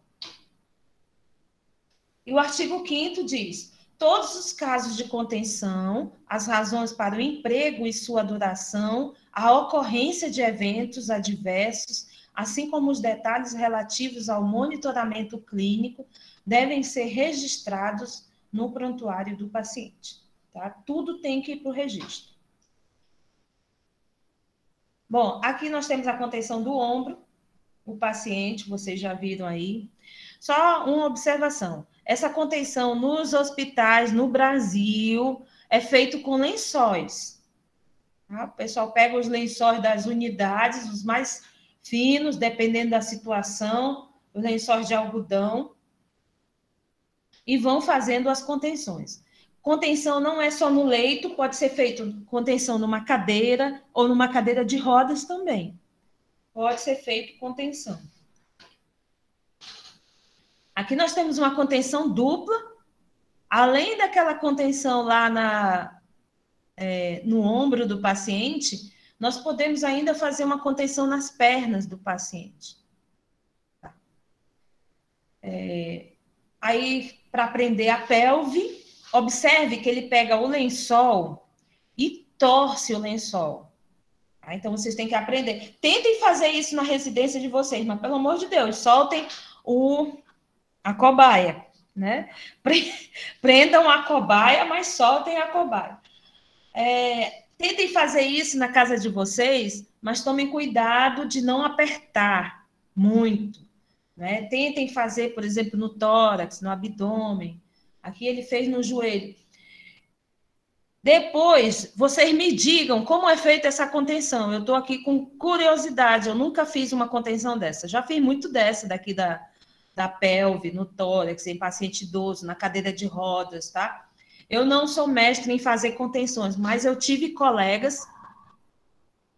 eu tenho. Tenho colegas numa instituição de idosos aqui de Fortaleza que são mestres em fazer essas contenções, principalmente cuidadores. Sabem demais. Então, isso aqui é para vocês treinarem, tá? Treinarem. Eles torcem os lençóis geralmente de algodão. E aqui eu estou dizendo para vocês, o que eu imaginei foi o seguinte: vocês conseguirem fazer essa contenção aqui do joelho. Eu imagino que sejam 2 lençóis. Não é não? 2 lençóis. Como ele fez aqui esse trançado, eu fiquei encantada aqui com esse trançado aqui do joelho. Não faço ideia. Não faço a menor ideia. Não é? Mas tentem fazer aí, depois vocês me digam. Ah, já sei. Ele trançou o lençol aqui, ó. São 2 lençóis trançados. Um vem do lado direito, o outro vem do lado esquerdo. Não é isso? Um vem do lado direito, um vem do lado esquerdo. E aí ele trançou os dois, tanto para cá quanto para lá, e depois amarrou. Bem interessante essa contenção aí. Legal. Tentem fazer. Agora vamos para a nossa realidade. Eu digo, é pobreza total, né? Mas é assim, olha aí o que o pessoal fez aqui. Aqui são 2 ataduras. Quando você for colocar a atadura, nunca coloque a atadura sozinha, porque a atadura, ela machuca. Se você fizer a atadura como um cordão, ela machuca. Então, tenha esse cuidado. O que é que se bota por baixo? Ou a gente bota uma compressa, ou gaze, ou algodão, tá? Enrola com a atadura e depois faz esses nós. Não faça a atadura sozinha, porque vai cortar a pele do paciente e vai machucar. Isso é muito feito nos hospitais, gente. Você chegar num hospital e a colega disser assim, vai ali, faz uma contenção com a atadura. É fazer essa gambiarra aí, tá? Colocar primeiro um pano ou um algodão, tá certo? E aí você faz essa contenção. Vou mostrar outra que também é muito feita em hospital. Para conter o braço, a mão do paciente, tá? Ou a perna. Eu acredito que a foto não ficou muito bem. É perna ou é braço aqui? Se aqui for... Parece um perna, não? É que a perna é muito fina. Eu acho que é uma perna, né? Mas a gente faz na mão também, para conter a mão dos pacientes. Essa da mão, gente, é o que mais a gente faz. Por quê? Quando a gente passa uma sonda no paciente demenciado, no paciente, às vezes, sedado, a primeira coisa que ele faz é puxar a sonda. Você acaba de passar a sonda, uma sonda nasogástrica, uma sonda nasentérica, e você teve um maior sofrimento para passar essa sonda, você virou as costas, o paciente puxa, arranca a sonda. Então, a primeira coisa que a gente faz é a contenção, ok? É muito realizada nos hospitais essas contenções. Aí eu disse aqui que a nossa realidade aqui é a nossa não realidade. Existem por aí, nos outros países, contenções já prontas. São feitas com velcro, com plástico, com poliuretano, né? Com fitas já amarradas na contenção, já prontas para a gente usar. Não é muito a nossa realidade do dia a dia, não, mas existem essas contenções. Essa daqui é muito bonita, né?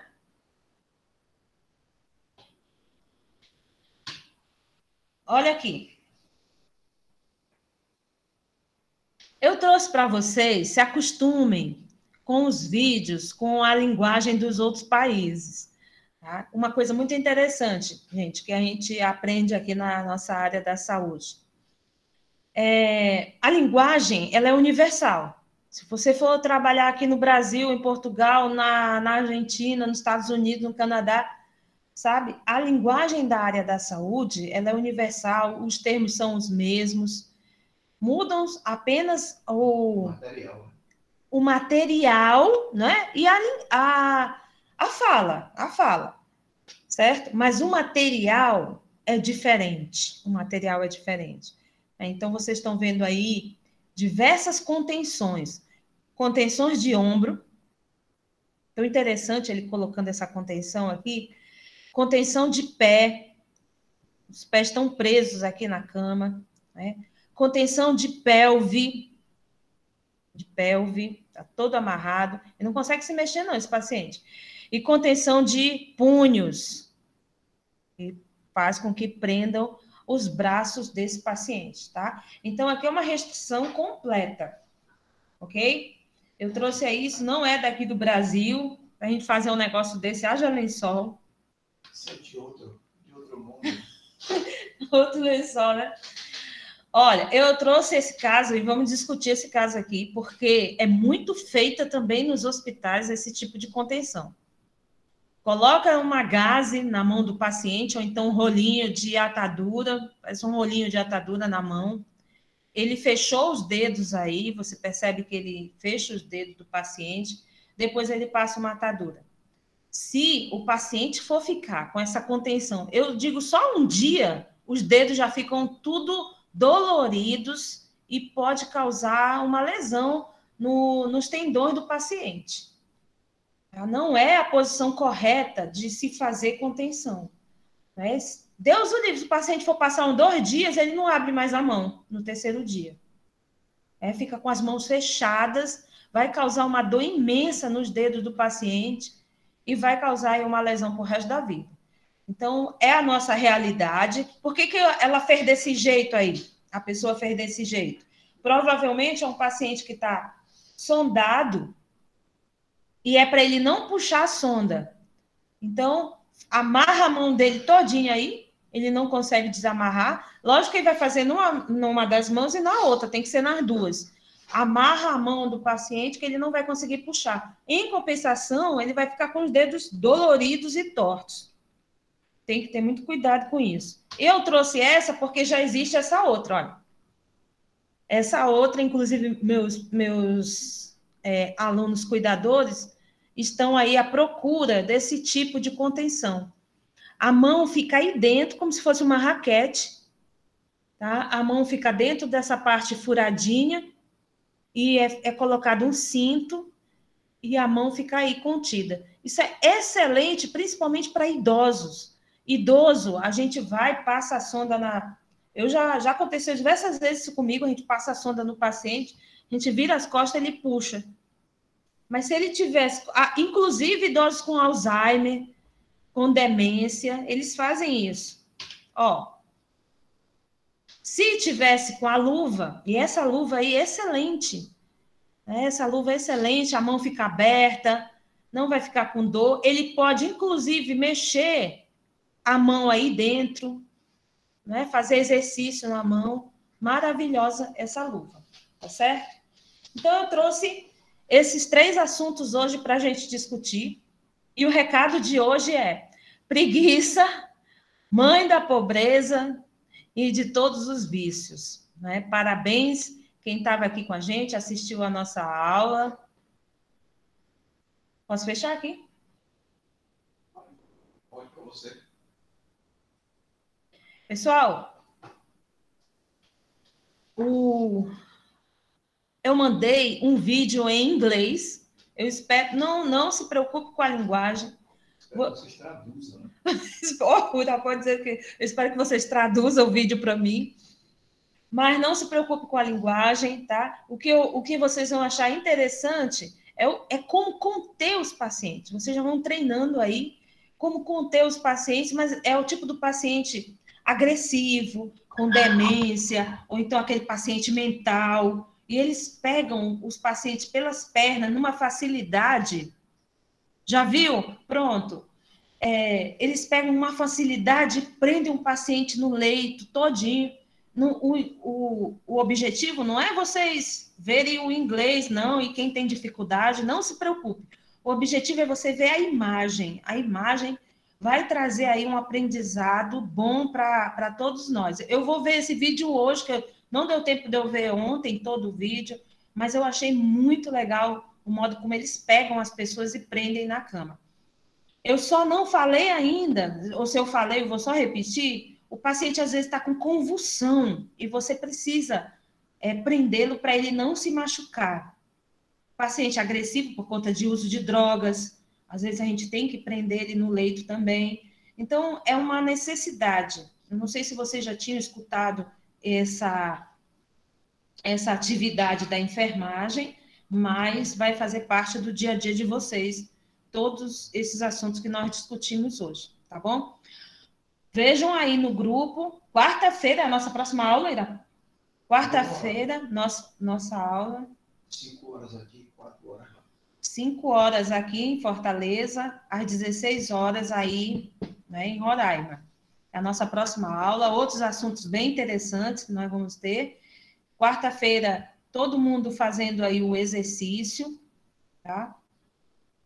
E boa noite para vocês. Muito obrigada pela paciência. É um prazer imenso aí estar com vocês novamente, tá? Convidem os colegas, vejam aí por que os colegas não estão entrando e vamos passar aí as informações para os colegas, tá bom? Boa noite, obrigado a todos.